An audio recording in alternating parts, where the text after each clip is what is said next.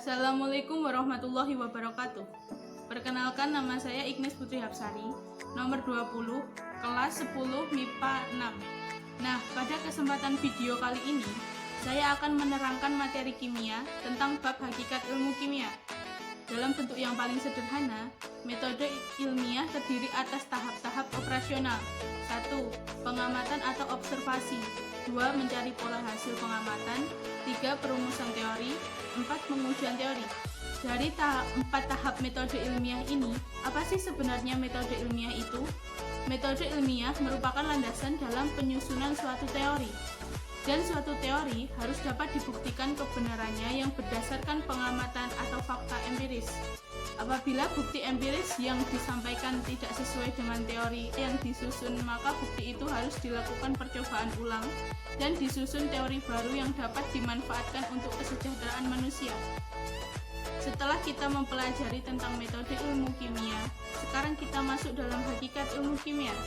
Nama ilmu kimia berasal dari bahasa Arab al-kimia yang berarti perubahan materi, oleh ilmuwan Arab Jabir bin Hayyan pada tahun 700-778, atau berarti sebagai ilmu yang mempelajari tentang rekayasa materi yang mengubah materi menjadi materi yang lain. Secara lengkap, ilmu kimia adalah ilmu yang mempelajari tentang susunan, struktur, sifat, perubahan, serta energi yang menyertai perubahan suatu zat atau materi. Sedangkan hakikat ilmu kimia adalah bahwa benda itu bisa mengalami perubahan suatu bentuk maupun susunan partikelnya yang menjadi bentuk lain sehingga terjadi deformasi, perubahan letak susunan, dan itu semua mempengaruhi sifat-sifat yang berbeda dengan wujud yang semula. Saat kita belajar tentang ilmu kimia, banyak manfaat yang kita dapat dari ilmu kimia. 1. Pemahaman kita menjadi lebih baik terhadap alam sekitar dan berbagai proses yang berlangsung di dalamnya. 2. Mempunyai kemampuan untuk mengolah bahan alam menjadi produk yang lebih berguna bagi manusia. 3. Membantu kita dalam rangka pembentukan sikap. Di dalam ilmu kimia juga terdapat beberapa cabang-cabang ilmu kimia.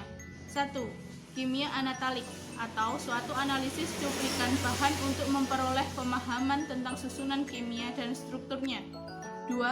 Biokimia, atau ilmu yang mempelajari senyawa kimia, reaksi kimia, dan interaksi kimia yang terjadi dalam organisme hidup. 3.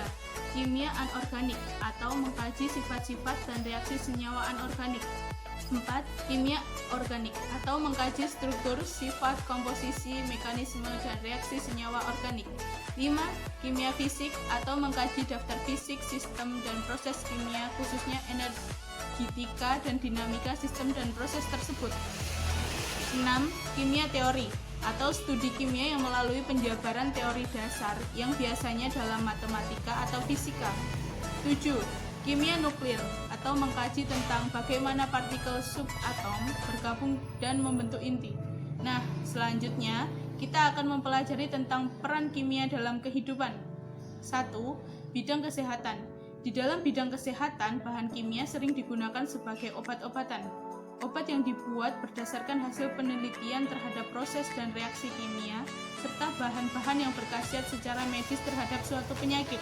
Contohnya, etanol atau alkohol yang digunakan dalam proses pelarutan obat dan sebagai pensenteril alat kedokteran. 2. Bidang pertanian. Ilmu kimia berperan penting dalam bidang pertanian. Petani menggunakan pupuk untuk meningkatkan kesuburan tanah serta memberi nutrisi yang diperlukan tanaman. Ada juga yang digunakan untuk mengurangi hama dan penyakit tanaman dengan menggunakan pestisida. Penggunaan pupuk dan pestisida yang benar dapat meningkatkan produktivitas pertanian yang menguntungkan produsen dan konsumen. 3. Bidang industri. Ilmu kimia seringkali dibutuhkan. Mesin-mesin besar di industri membutuhkan logam yang baik dengan sifat yang tertentu dan sesuai dengan kondisi serta bahan-bahan yang digunakan.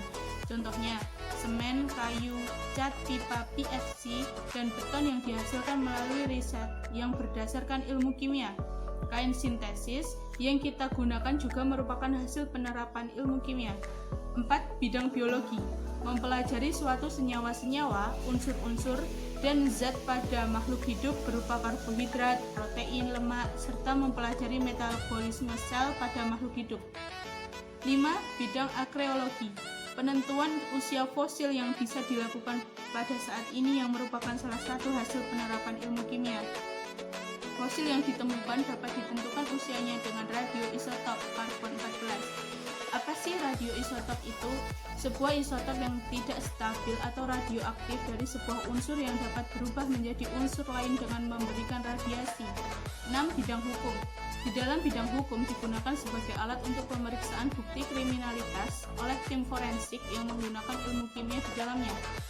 Mungkin cukup sekian materi yang dapat saya sampaikan saat ini. Apabila ada salah kata atau perbuatan, mohon maaf. Semoga materi yang dapat saya sampaikan bermanfaat untuk kita semua. Wassalamualaikum warahmatullahi wabarakatuh.